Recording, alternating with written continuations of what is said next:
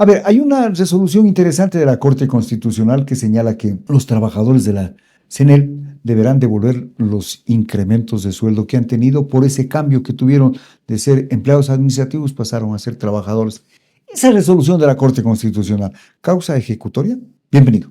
No es que cause ejecutoria, sino que la Corte Constitucional lo que determina es que hay una inconstitucionalidad sobre ese contrato colectivo que existe. Y por ende, pues lógicamente, pues quedaría insubsistente esa particularidad. Y por ende, pues, lógicamente no tendría O sea, efecto alguno. la corte lo que dice es que no es constitucional el contrato. Exactamente, no es constitucional y por ende, pues tendrían que devolver los Siendo no valores. constitucional el contrato, todos los beneficios que lograron por eso tienen que ser Tendrían devueltos. que ser devueltos, exactamente. Ahora, Sí. ¿eso es posible? Sí es posible en la medida de que hay mucha gente, más que todo dentro de los contratos colectivos, que ha querido aprovecharse de esa circunstancia. Porque hay que determinar una cosa muy clara, que los contratos colectivos que se dan dentro del sector público, debemos de determinarlos también quiénes son los beneficiarios dentro del contrato colectivo. Ya. Lógicamente hay que individualizarlos en este caso, porque hay trabajadores que pertenecen que van de la mano con el Código de Trabajo, hay lo que son servidores públicos que van de la mano de la LOCEP, y hay también las personas que son de libre remoción, que no son beneficiarias dentro de los contratos colectivos. Y eso es lo que muchos de los servidores han hecho eso para poder... Doctor, aquí hagamos un paréntesis. En la CNEL habían empleados administrativos, ¿no es cierto? Por un lado, y trabajadores por otro. Exacto. Lo que han hecho es los trabajadores administrativos pasarlos al contrato colectivo. ¿Eso entiendo? Exactamente, sí, así mismo es. Aquí el punto está que estos trabajadores administrativos se han querido aprovechar, digámoslo así, Ajá. porque, claro, lógicamente, si lo ponemos desde la figura constitucional, todo trabajador así no esté dentro del contrato colectivo o que no haya suscrito el contrato colectivo, también tienen derecho. Es beneficiario de lo que los otros han logrado. Ajá. Sí, pero lógicamente estamos hablando de los que son trabajadores, no los que son servidores públicos y más que todo administrativos. Sí, entonces hay que diferenciar esas dos aristas, ¿no? Porque primero están los trabajadores, que ellos sí tienen derecho a ese contrato. Y tienen una norma que los rige, ¿no es cierto? Lógicamente. Los empleados administrativos tienen otra norma. Otra norma, muy diferente a la que es el Código de Trabajo. Ahora, ¿por qué se dan estos cambios? Hubo un lapso en el cual, o un vacío jurídico, digámoslo así, en el cual los trabajadores, dicho, el Estado dio a que los trabajadores se incluyan a lo que es el sector público y viceversa, ¿no? Eso más o menos fue por el año del 2005-2006, más o menos hubo esa reforma en la cual muchos de los trabajadores, muchos de los empleadores, de los del sector público, se fueron al sector del Código de Trabajo porque les beneficiaba con los contratos colectivos. Ajá. Entonces, por esa razón, y más que todo porque ya vino una época coercitiva por parte de los gobiernos de ese entonces, en el cual pues esta famosa Constituyente 8, que prácticamente derogaba todos o finiquitaba todos los logros contraídos anteriormente por los sectores sindicales que eran del sector público, y lógicamente los limitó mucho en ese sentido. Ahora, doctor, hay algunas voces que se levantan en el sentido de que hay necesidad de eliminar el sindicalismo de las instituciones públicas. ¿Será posible eso? Constitucionalmente no. Dice la Constitución claramente que toda persona tiene derecho a tener su sindicato, a asociarse por sobre todo, ¿sí? Entonces, en ese sentido, tendríamos que primero reformar la Constitución para poder dar de baja esta circunstancia. Ajá. ¿Sí? Entonces, yo lo creo inviable en ese sentido, pero sí le podríamos poner más limitantes, ¿sí? Porque se ha visto en toda la historia laboral que lógicamente se han visto muchos logros por parte del sindicato para todos los trabajadores y por sobre todo el sector público, pero también hemos visto muchos abusos que se han dado y se han escuchado mismo esos beneficios que tiene, por ejemplo, sectores estratégicos del país, como Petroecuador, CNT, que entre otros, en los cuales tiene pues unos bonos increíbles. Porque en Petroecuador dicen que participan de las utilidades de las empresas. Exactamente, sí, por esa misma razón. O sea, siendo una empresa estatal, no debería tener ese tipo de utilidades, porque recuerde que toda empresa pública es para brindar un servicio a la comunidad y lógicamente no tendría réditos, y si tiene réditos es justamente para hacer obras, no para utilidad de los trabajadores. ¿Se ha abusado del contrato colectivo? A mi modo de ver, sí, y mucho, sí. Y yendo así, es más, he escrito artículos en ese sentido y vamos desde el punto de vista, desde todas las aristas de todos los sectores del país, del ámbito laboral, público, y a veces otras que hay una mixtura entre público y privado que se aprovechan de ello. Ejemplo, las federaciones deportivas, en las cuales también hay sindicatos, ¿sí? En los cuales están aprovechando y están absorbiendo prácticamente estos contratos colectivos para dejarlos sin sustento a cada una de estas federaciones, por ejemplo, para poder dar fomento al deporte, ¿no? Entonces, en el contrato colectivo se va llevando la plata de la federación. Prácticamente si vamos al POA anual o al presupuesto anual, prácticamente vemos que cada una de las federaciones casi no tiene, por lo menos las federaciones pequeñas estoy hablando. Por supuesto. Que no tiene ya prácticamente presupuesto para impulso del deporte. Y en las federaciones se da el caso del sindicalismo, todos los que trabajan en las federaciones son trabajadores. Son trabajadores, exactamente. Yo trabajé, tuve la bendición de haber trabajado algún tiempo en la Federación Deportiva de Zamora Chichipe. Ajá. Y justamente yo era uno de los que peleaba, por eso a veces mucha gente no me quiere ya por ese sentido, porque peleaba porque no se dé este sindicato. Porque lamentablemente hubo una resolución por parte de la Corte Superior de Justicia de Zamora, en el cual pues indicaba que pues por ser trabajadores, entre comillas, tenían derecho a eso. La gente que trabaja en las federaciones es considerada trabajadora. Trabajadores, de acuerdo con el Código de Trabajo. Entonces, bajo ese parámetro, lógicamente, es muy... pero yo luchaba en ese sentido porque hay un artículo, si no me equivoco, el 326, numeral 8 de la Constitución, en el cual indica, lógicamente, que toda institución privada, entre comillas, que reciba más del 50% de fondos públicos del Estado, tiene que catalogársela mediante las leyes del Estado. A ver, pongámonos de acuerdo en eso. ¿Las federaciones son instituciones privadas? ¿Son entidades de derecho privado? Entidades de derecho privado, sí, así lo dice la ley. Las federaciones deportivas.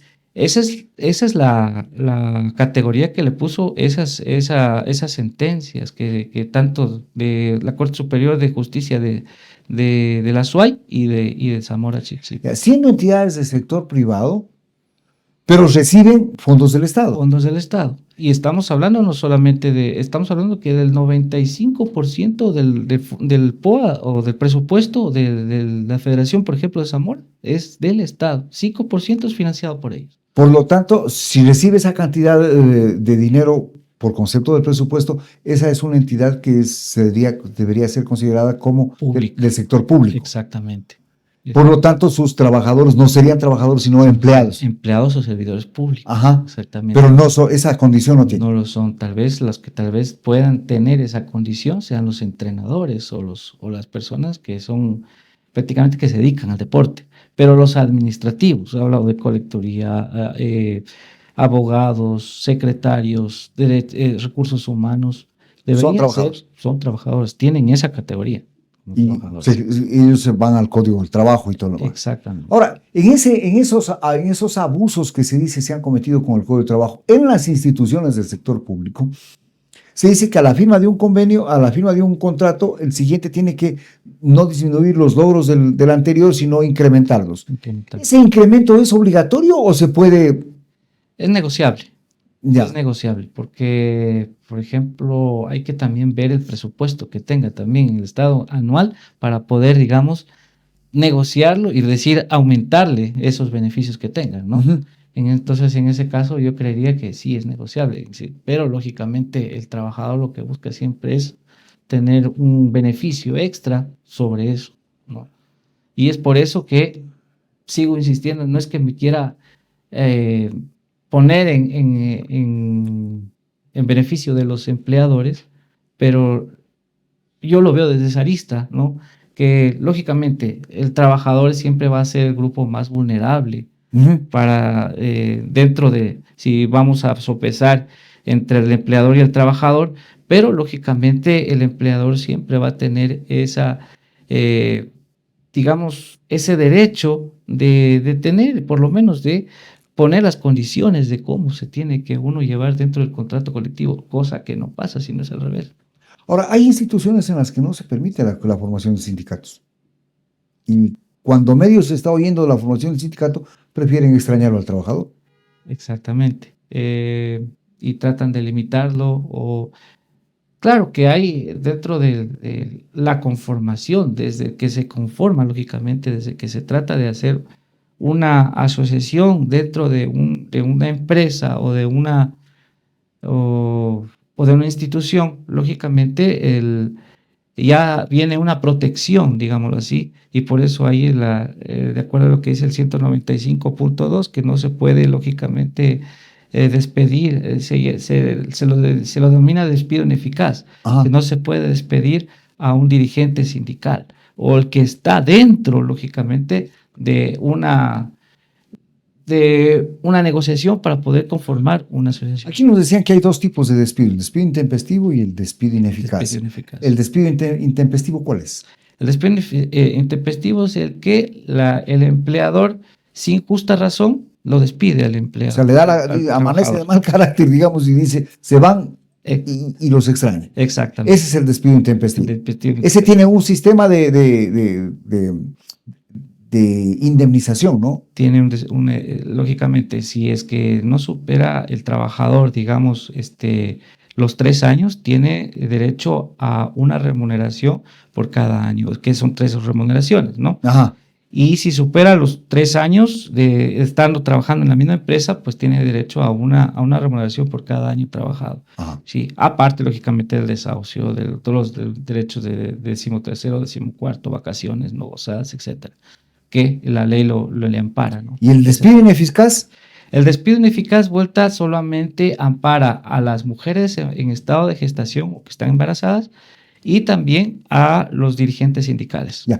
¿Qué significa eso del despido ineficaz? El despido ineficaz quiere decir que es como una manera de protección, ya que a lo largo de la historia laboral se ha visto que ha habido también un abuso por parte de los empleadores, en el sentido de que si es que yo reclamo algo, no, listo, tú no puedes tú no puedes reclamar, así que te despido o te aparto y te vas. Uh-huh. Entonces, con esta figura del despido ineficaz, ya no puede el empleador despedirlo.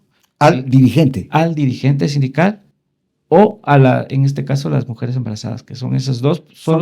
Claro, pero son dos cosas completamente diferentes, ¿no? Exactamente. La una está en estado de gestación embarazada y el otro es dirigente. Y el otro es dirigente sindical, exacto. A los dirigentes no se los puede topar, en pocas palabras. Sino cuando termine su periodo. Su periodo. Ahí sí puede entrar, en cambio, el despido intempestivo. Así entiendo, ¿no? Exactamente, sí. Lógicamente. Y la indemnización es mucho más grande. Sí, aparte de recibir lo que es por despido, por la liquidación de despido intempestivo, tiene que todavía remunerársele con 12 salarios más. Más de lo que despide. Más de lo del despido intempestivo. Ahora, sí. Hay voces que dicen que es necesario reformar el Código del Trabajo.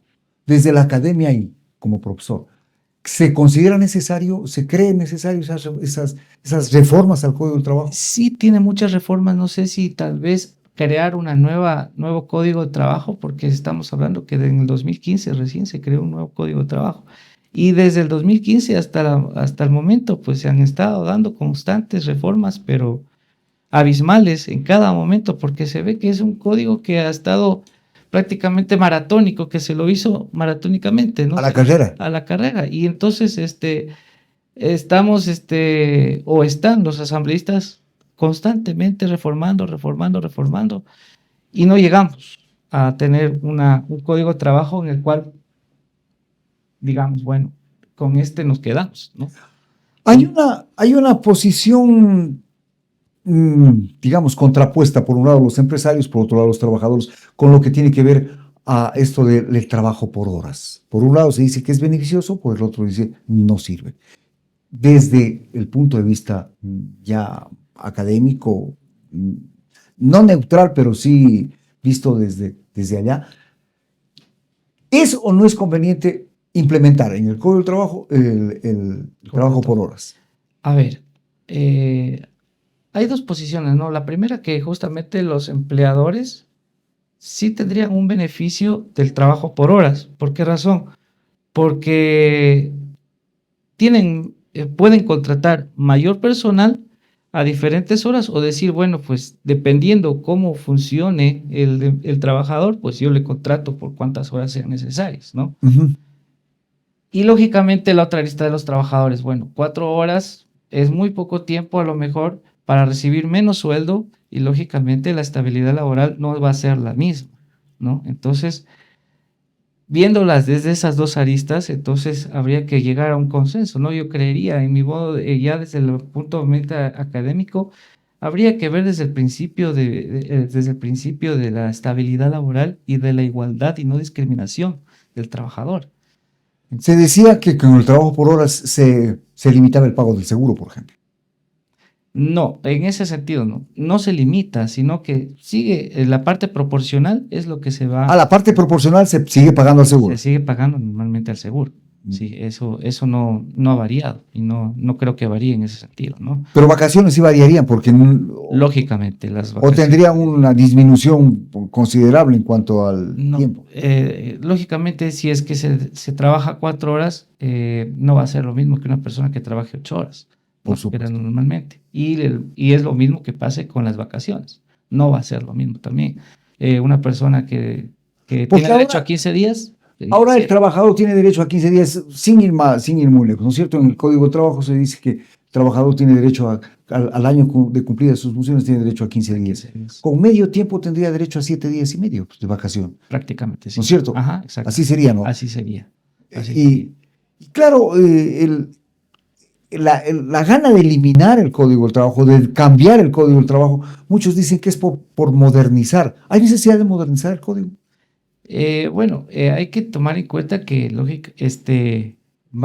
tiempo va avanzando, la tecnología va avanzando, y de una manera muy rápida, y eso lógicamente equivale a que las formas de trabajo cambien. Por ejemplo, desde la pandemia se crearon otras modalidades, o prácticamente ya vino para quedarse. Por ejemplo, el teletrabajo vino para quedarse, ¿no? Sí. Entonces hay muchas veces que ya no es necesario que el trabajador esté en la empresa, sino que desde la casa pueda trabajar. Hay ciertas labores que permiten que se haga eso, ¿no? Entonces, sí, hay muchas labores en las cuales se podría hacer eso. Y por eso también yo creo que siempre tiene que haber una reforma en este sentido para el Código de Trabajo, por sobre todo. Ahora, ¿la pandemia cambió muchas cosas? Sí, mucho la forma de ver de los empleadores y de los trabajadores, por sobre todo. ¿Al trabajador en qué le cambió la pandemia? En algunos beneficios y en algunas cosas que a lo mejor no le beneficiaban a él, al trabajador, ¿no? La pandemia al trabajador, lógicamente, cambió su modo de pensar, su chip prácticamente, de cómo uno tiene que trabajar dentro de la empresa y cómo conservar el trabajo. Porque hay que tomar en cuenta que en plena pandemia muchas empresas se valieron de este famoso 169 numeral 6 del caso fortuito fuerza mayor para despedir a la gente. Así fue, sí. Entonces tuvo que la asamblea dar una ampliación a ese artículo, ¿sí? En el cual, lógicamente, ya paró a las empresas para que no Se estaba aplicando el caso fortuito para despedir, ¿no? Exacto, se estaba aplicando ese caso fortuito, pero lógicamente ya hubo una interpretativa por parte de la Asamblea en el cual ya indicó que solamente se daba esa cuestión si es que quebraba la empresa, si es que cerraba totalmente la empresa. Si Cosa no, que, no si había. no, no había nada, si no, no había eso. Entonces, muchos, es más, yo tuve muchos casos en los cuales defendí que, que me dio la razón, pues el juez laboral en el sentido de que eh, ya no había despido normal, sino había despido ineficaz, despido intempestivo, perdón, por el hecho mismo de separar al trabajador por este famoso 169 numeral 6. Ahora, muchos psicólogos dicen, sociólogos dicen que es necesario que haya una interrelación de los trabajadores para crear un ambiente de trabajo favorable. ¿Seguirá después de la pandemia se seguirá con el mismo criterio? ¿Habrá necesidad de tener estos espacios donde hay muchos trabajadores, donde conviven permanentemente? ¿Serán necesarios? ¿Seguirá siendo necesarios? Sí, siempre va a ser necesario. Nosotros como seres humanos somos siempre esas personas que tenemos que estar siempre en relación, no podemos apartarnos. Y entonces eso hasta para beneficio como salud, para todos, tanto para empleador como trabajador, y hasta para conocernos mejor necesitamos de ese espacio. Dicen muchos que este trabajo individual o el trabajo, el teletrabajo y todo, como que ha generado menor productividad de los trabajadores. Yo creería que al contrario, por lo menos en la academia se ha hecho lo contrario. Ya. Creía que cuando nosotros estuvimos dentro encerrados en nuestras casas, hasta creo yo que producíamos más artículos que los que cuando estamos acá, porque acá nos conlleva a atender a estudiantes, tenemos que dar clases y aparte escribir. Entonces, con la pandemia lo podíamos hacer en nuestros tiempos y teníamos más espacio para escribir y lo hacíamos. ¿Pero no generaba eso ansiedad? ¿No genera eso Sí. un poco de desubicación, por ejemplo? Sí, lógicamente. Es que hay que saberlo llevar, digámoslo así, por cada uno. Creo que eso ya es del yo personal, El digamos. foro interno de cada uno, sí, Exactamente, ¿no? ¿no? La ansiedad, es más, tengo una anécdota que yo justamente estaba haciendo mi doctorado y cuando una semana antes que empiece la pandemia, que declaren la pandemia, yo me quedé varado en Argentina. Estuve como 4 meses ahí, encerrado prácticamente Ujú. y sin saber qué es lo que va a pasar, ¿Qué viene qué luego, viene no? luego. Entonces, ventajosamente, la universidad implementó pues el teletrabajo, entonces yo estando desde Buenos Aires pude yo trabajar y yo pude dar clases desde allá y yo pude escribir para poder, y lógicamente sentía esa ansiedad, pero era porque estaba lejos de los míos, Ujú. ¿sí? Pero eso, lógicamente, Pero siempre es bueno trabajar en grupo, ¿no? Siempre es bueno siempre. tener compañía. Siempre es bueno tener compañía, siempre es bueno. Por lo menos en un lapso de tiempo, aunque sea en una semana, por lo menos unas 2 veces a la semana, es bueno tener siempre ese espacio con los compañeros.